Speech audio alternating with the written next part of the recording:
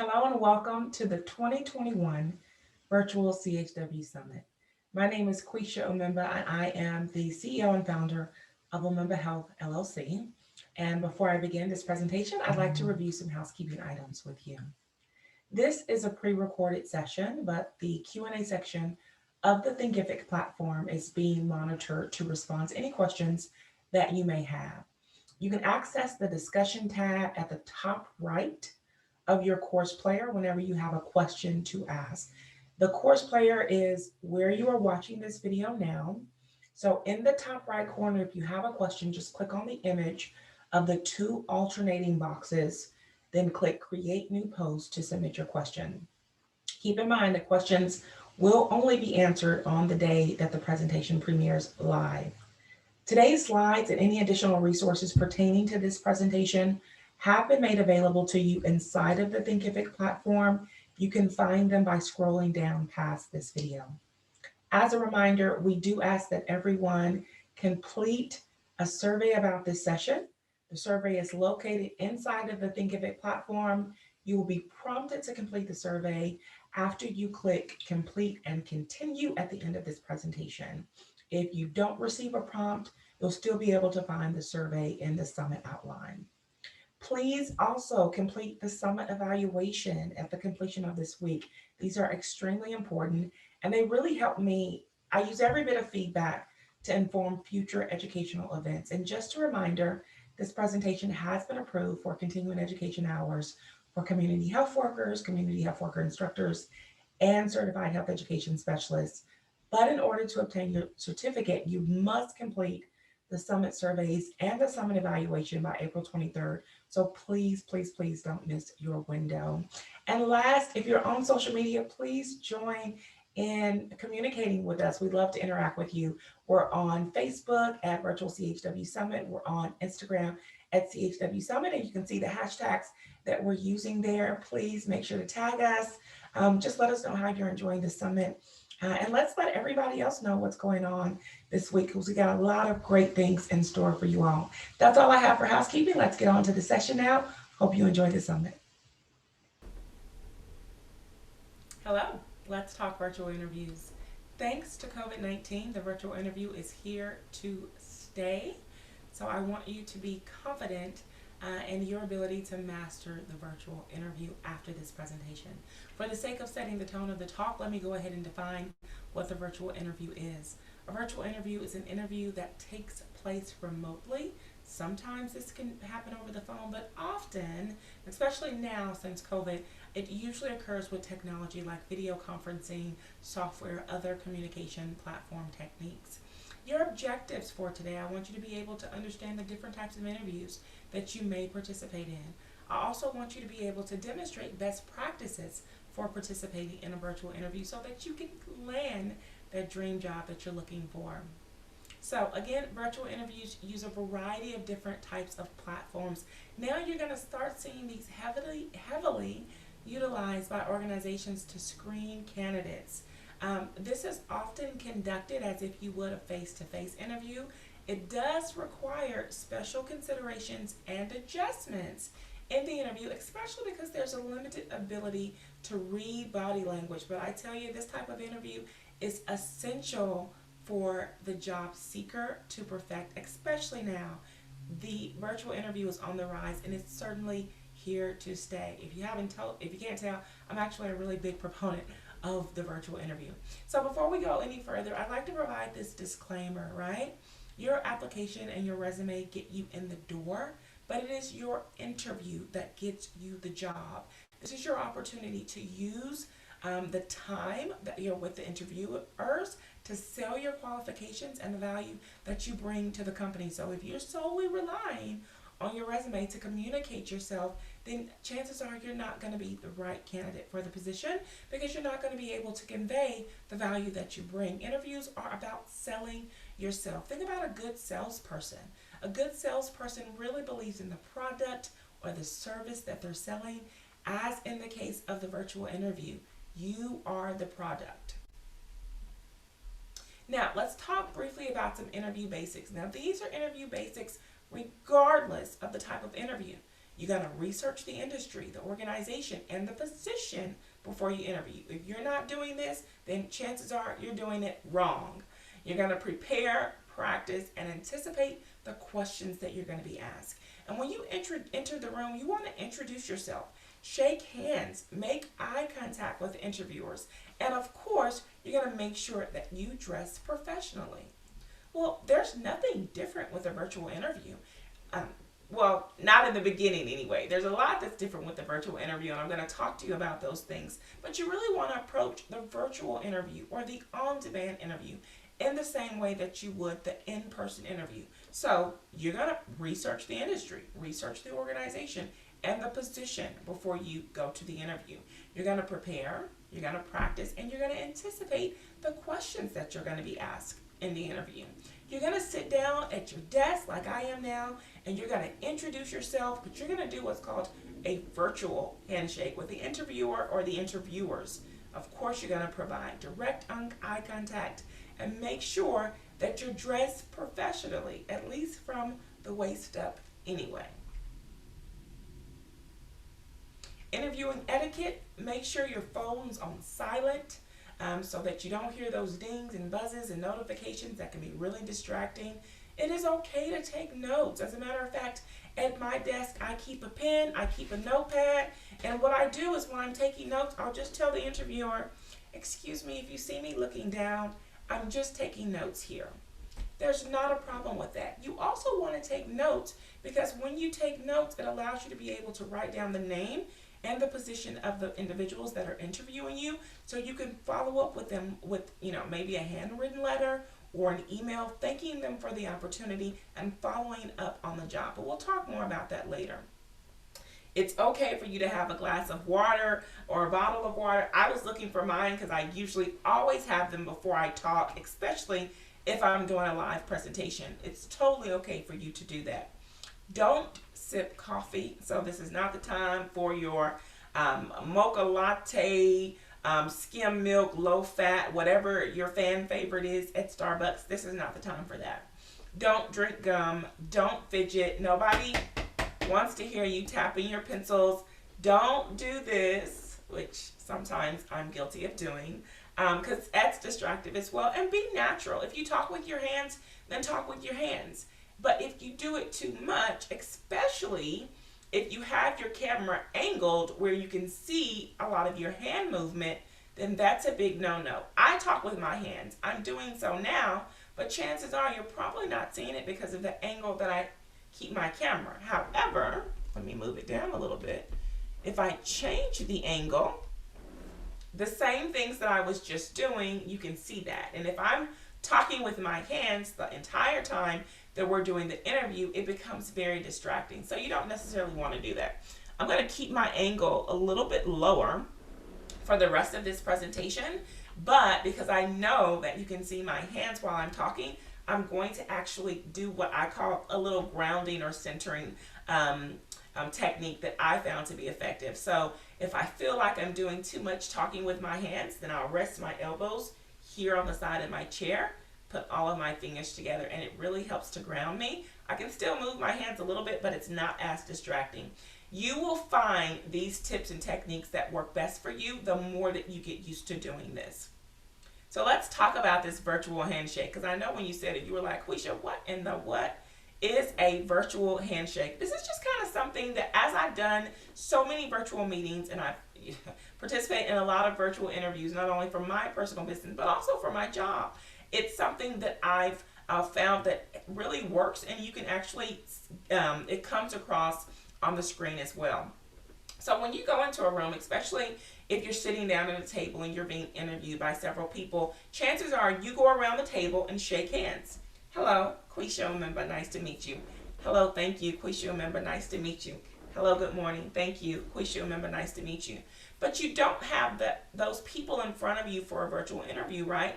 You can still do the virtual handshake. The first thing you want to do, and these images come from the Zoom platform, but the first thing you want to do is change from the speaker view where you see your face or whoever's speaking, change it to the gallery view.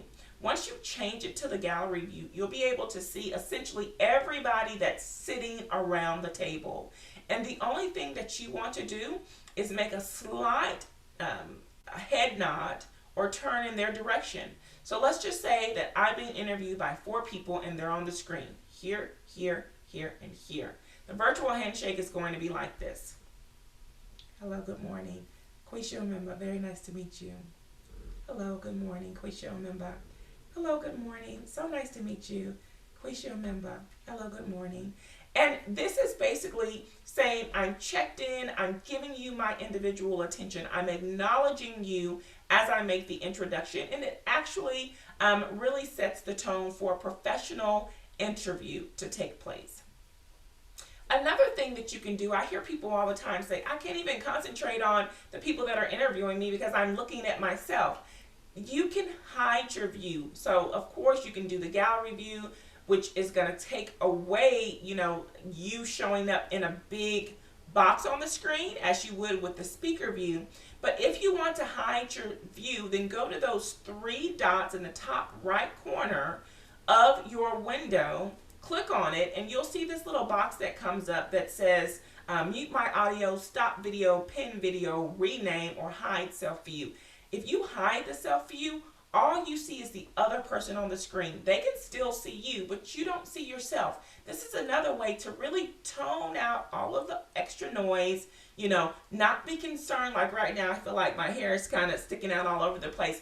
If I can't see myself, then I'm not really worried about how I look. I'm giving the person on the other side of the screen my undivided attention. So if you're one of those people and you're distracted by your own view, then hide your self-view so that you don't find that as distracting. Now I want to quickly review the different types of interviews before I teach you how to master your virtual interview.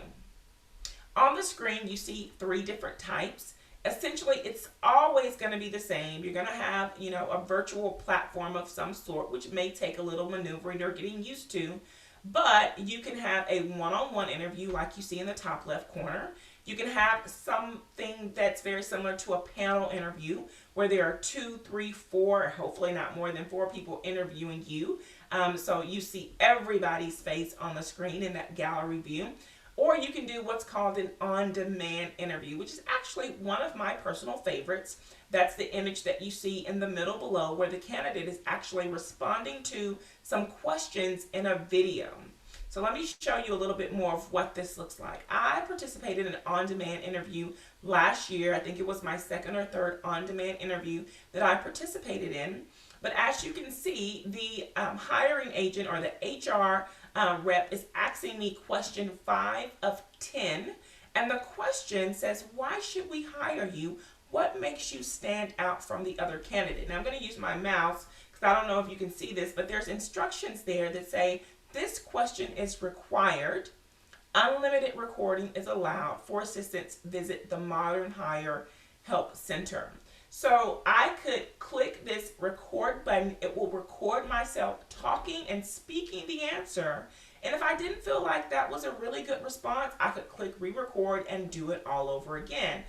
The thing that I love about the on-demand interview, and I guess it's because I think about it from an organizational standpoint, if you have a position you've posted and 300 people have applied for it, there's going to be a certain amount of people that are not going to want to be bothered with an on-demand interview because they feel uncomfortable with it or just because it's not how they prefer to do things. So that's going to weed out people.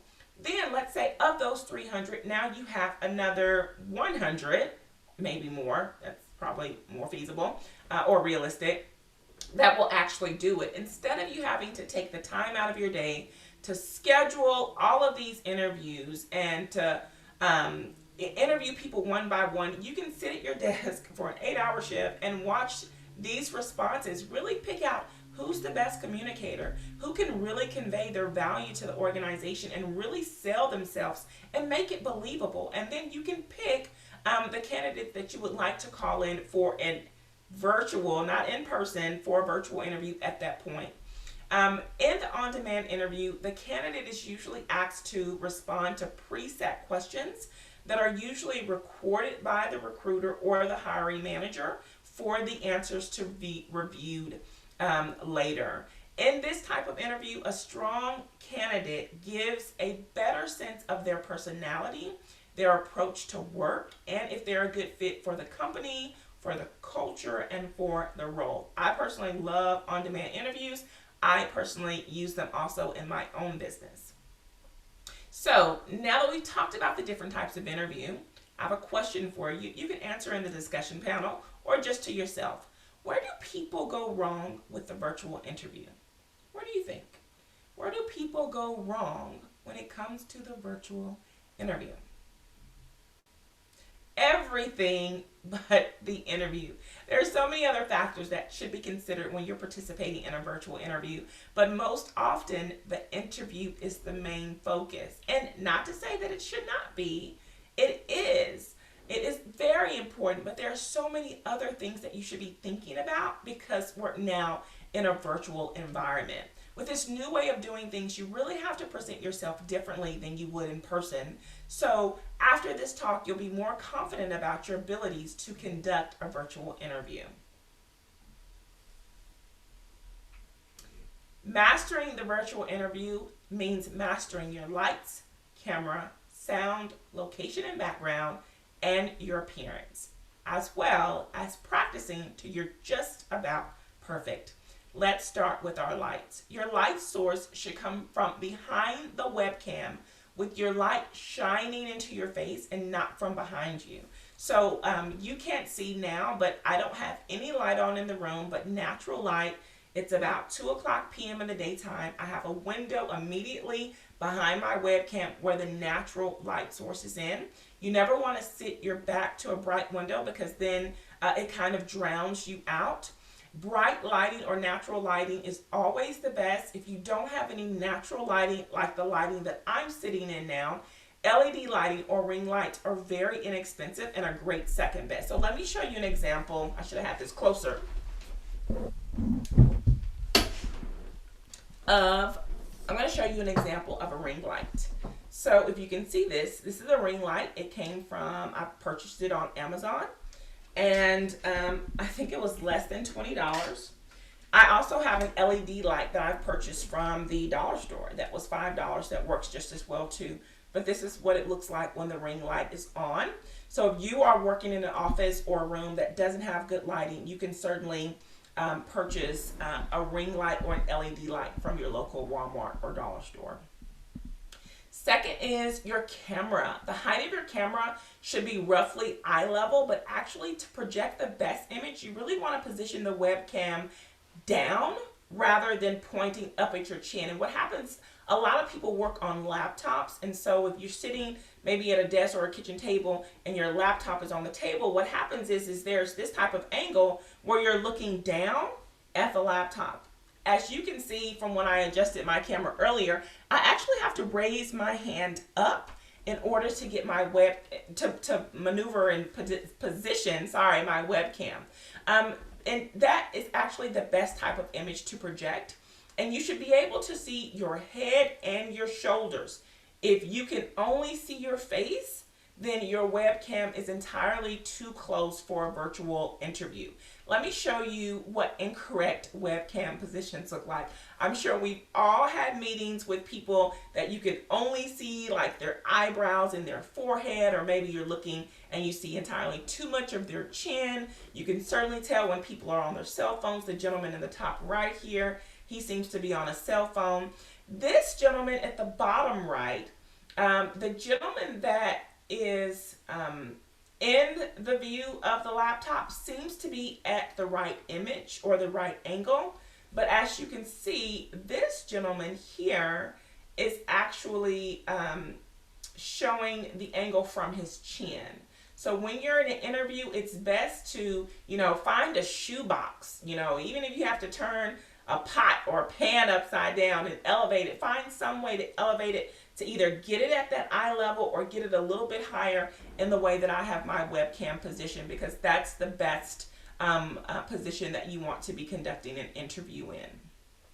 Sound, make sure you test your microphone for the appropriate volume. Play back your response to double check the quality of your sound, eliminate any background noise, try to be in a quiet location. One thing that I always tell my family is I'm about to record, or I'm about to do a live, or I'm about to, be on a webinar. So make sure that you don't have any background noise. Don't use over the ear headphones for an interview. Now, if you have to use earbuds, that's one thing, but actually over the phone, I'm talking about these. Over the ear headphones are perfect if you're doing a webinar, but not if you're doing a virtual interview, because it really goes against the whole professional look. And I've got a picture here too. So again, you can see this guy here. You don't really want to use those type of headphones in an interview, but you certainly can do your earbuds or these little headphones here that go into your ear, because you really want to be able to hear clearly, and you want those that are interviewing you to be able to hear clearly as well. Location background should be should be confidential and quiet, of course, but you also want to make sure it's neat and tidy. There's nothing probably that would give me more pause or doubt about an individual than actually conducting an interview with them and their background is not tidy, it's not clean. So, for me, you can't tell now because I have a virtual background, but I am in an office space, and the backdrop, it's my degrees on the wall and some other decor that I have, but it's always neat, it's always tidy. What can be seen on camera, anyway, is always neat and always tidy. The rest of it is not necessarily so. And if you don't have, a virtual backdrop or an office space as your backdrop, you can certainly get in front of a blank one color wall. You just want to make sure it's not too busy, you're not doing too much. Family pictures are also a no-no.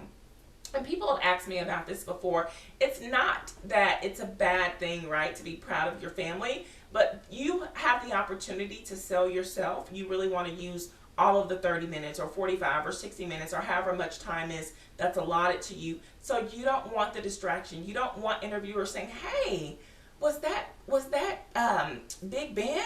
Was that the Grand Canyon? Oh, we went there in this year and we went there and we had fun. You don't want those distractions. This is your chance and your opportunity to sell yourself. So you are there for business. So no family pictures or anything like that in the background. Next is your appearance. It goes without saying, right? You should have clean, well-fitting attire, no crazy colors or patterns, no big, bulky earrings or large necklaces, ladies. And then for the gentlemen, nice button-up shirt or tie. Please don't be wrinkled. Don't have ketchup and jelly stains. You only have to make sure you're looking good, literally from the elbows up. So if you want to wear pajamas or yoga pants, which I may or may not have on right now, nobody knows that, but at least look great from the elbows up. So I want to show you a picture here. Remember I talked about that on-demand interview that I went on last year? Well, they invited me back for a second interview and a third interview and a fourth interview. Yes, 4 interviews. But as you can see, I was ready. The lighting came from behind me. My webcam was slightly elevated. You can see my shoulders. You can see me from the shoulders up. My location is clean, the part that's showing in the camera anyway. So it looks like it's tidy.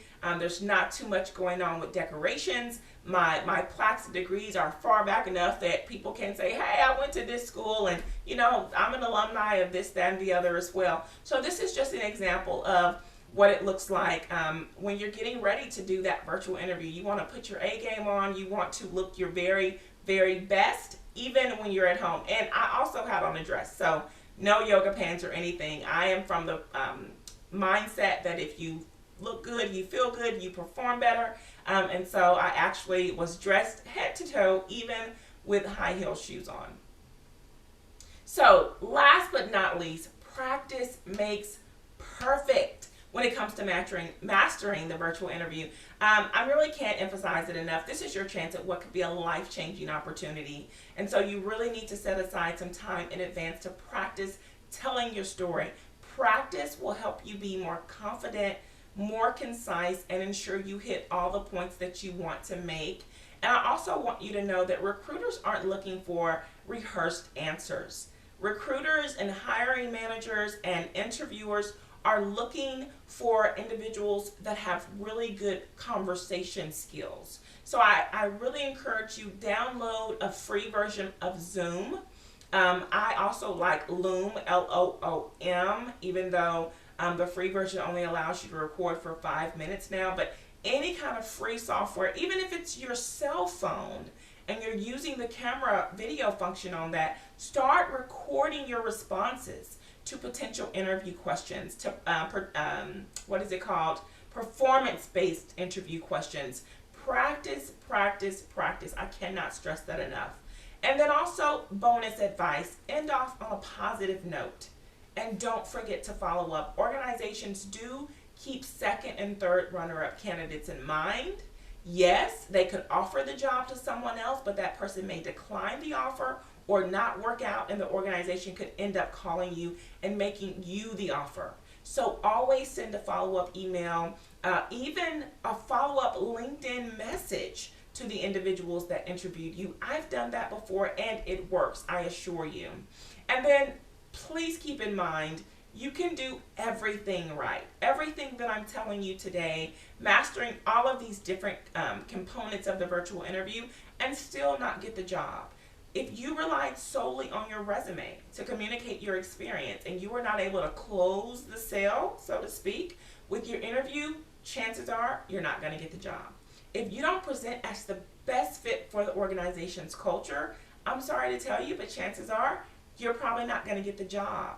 If they already have another candidate, whether it's internal or external, usually it's already an internal candidate, chances are, sorry to tell you, you're not going to get the job. If there was a more qualified candidate, whether this person was more qualified based on education or experience or certifications or a combination of all of these things, you're not going to get the job. Trust me, it's happened to me several times. And last but not least, it's important for me to say this, but if the interviewer checks your social media accounts, your Facebook, your Instagram, your Twitter, your LinkedIn, and everybody is checking LinkedIn these days. But if they check your social media accounts and they see something that they didn't like, something that they don't think represents the organization or the mission or the vision or the people that you serve, guess what? Even though you did that in your personal time, chances are you're not going to get the job. I have a nonprofit. The application process, we don't state it publicly, but we check social media accounts. For my personal business, Umemba Health, I don't state it. Everybody knows now, but I check social media accounts. Organizations are checking LinkedIn accounts. And if they're not liking the things that you're posting and that you're sharing in your personal time, that can actually prevent you from getting a job. So be very careful about those religious and those political posts, and I will leave it there. So you'll be able to find a handout of virtual interview best practices in the download section of this video. It is a great visual and serves as a reminder of all of the different components that you need to remember for your virtual interviews. I really do hope that you found this information helpful. Please, if you have any questions or comments, please place those in the discussion question section of the course player. I'd like to thank you for viewing, and I hope you enjoy the rest of the summit.